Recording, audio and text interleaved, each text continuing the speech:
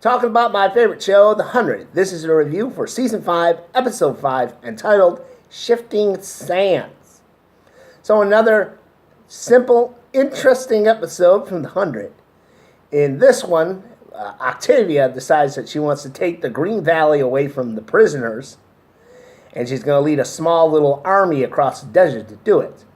Now, Clark and Bellamy are trying to talk her out of this. Bellamy thinks it's suicide to try and take these people, and Clark's trying to tell them that the route that they want to take to get from what's left of Paulus to the Green Valley will take them across this part of the desert, which is just constantly being hit with sandstorms. And the sand, thanks to all the sort of nuclear fires that have gone through them, has these bits of glass in them. But Octavia isn't going to listen to them because she's on her Red Queen high. So they go across the desert where they find out that, yes, there's glass with sand in it, and there's sandstorms, and there's some sort of parasitic life form that gets into people. It was either worms or bugs. It crawls up underneath their skin, hatches eggs, and, it's sort of like aliens that just burst out of the stomach. But like I said, Octavia, she's on her Red Queen high. She wants to take these people out, take the valley. And, her followers are just going along with it, especially Kara Cooper. That was the one farmer chick who led the coup against Octavia in the first episode where we saw, what happened in the bunker. She locked down the cafeteria and tried to starve everyone else out. But then, Jaho opened the doors, and she and her cohorts were brought before the tribunal Octavia had, where they have to fight to the death, and she apparently killed all of her cohorts and a few grounders in this. And now she's part of Octavia's inner circle. How this happened, I don't know. I mean, there's a 6-year gap, so it's possible. Of course, she's this sort of brown-nosing, boot-licking kiss ass who, like, every time Octavia is talking to Clark, and Clark's trying to talk her out of it, she's like, "I'm with the Red Queen." Yeah, I think she's going to be the annoying character who I hate throughout this entire season. Last year we had Ilion, that obnoxious Luddite, and the year before they had the Sean Glimmer. I don't know if you remember that character. He was the one who, the grounders killed my boy. That guy got under my skin, and I think this Kara character is the one who's going to be under my skin for this one, because he's just constantly like, "I'm with the Red Queen." And I'm just waiting for that episode where she finally gets killed off. And yeah, it's a pretty interesting dynamic with, Octavia. I mean, she's been queen of the bunker for 6 years, and, you see the effect it has on her. She still thinks, I have to be this, bloodthirsty queen. I can't show any mercy or weakness. I got to take my people across the desert no matter how dangerous it is, and it blows back in her face.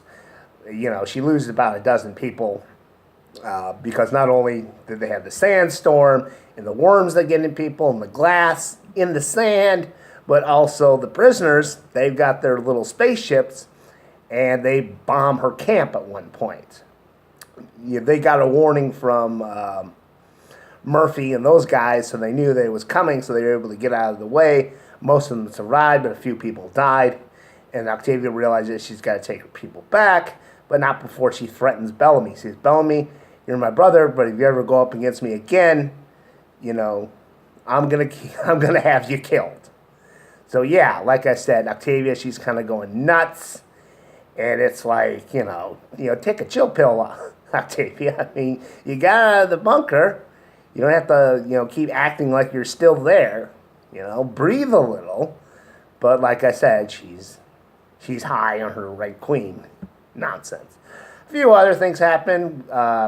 Kane and Abby, of course, they were captured, and the prisoners want Abby to figure out what's wrong with them, because a few of them seem to have some sort of disease that they got while they were out in space mining. I'm thinking that the corporation that was running the show probably infected with them with something, like they were testing some kind of disease or some nonsense like that. We'll find find more about that. But that's the reason that they wanted Abby so much, because they've got some sort of disease, and we're introduced to a new character amongst the prisoners who's Vinton, and I guess he's sort of like Hannibal Lecter. He might be interesting. And also we've got Abby. She's popping pills because she became an addict at some point. And Marcus, he's trying to get in with the Carmine, the leader of the prisoners. They had some tequila together.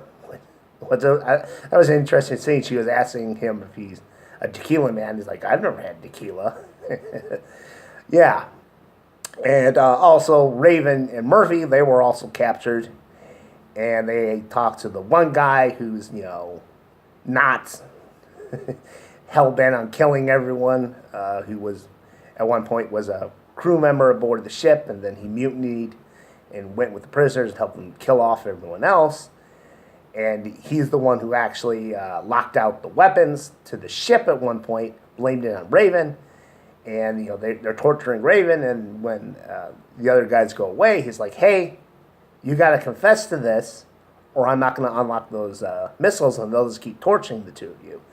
And they come up with some sort of half-baked plan where they let Murphy escape, and then the guy says, yeah, I let her boyfriend escape, so she'd give me the codes so I can unlock the missiles, but hey, we can still track that guy. And that's what happened with Murphy. He got out so far, met up with Monty and the others, and they were driving back. They sent out the warning to Bellamy and those guys saying, hey, the missiles are coming in.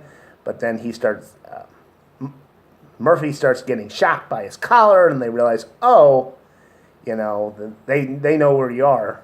So Murphy hops out of the Jeep, and Emery goes with him, so I guess that relationship is still on. We'll see, because, I still think there might be something going on with Murphy and Mervyn.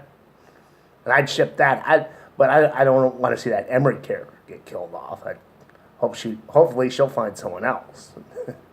But we'll see. Like I said, it was a simple, interesting episode. They set up some more interesting stuff, moving the story along, and you get an episode itself that was kind of decent. And that's all I got for now. See you in 2 weeks for the return of the 100.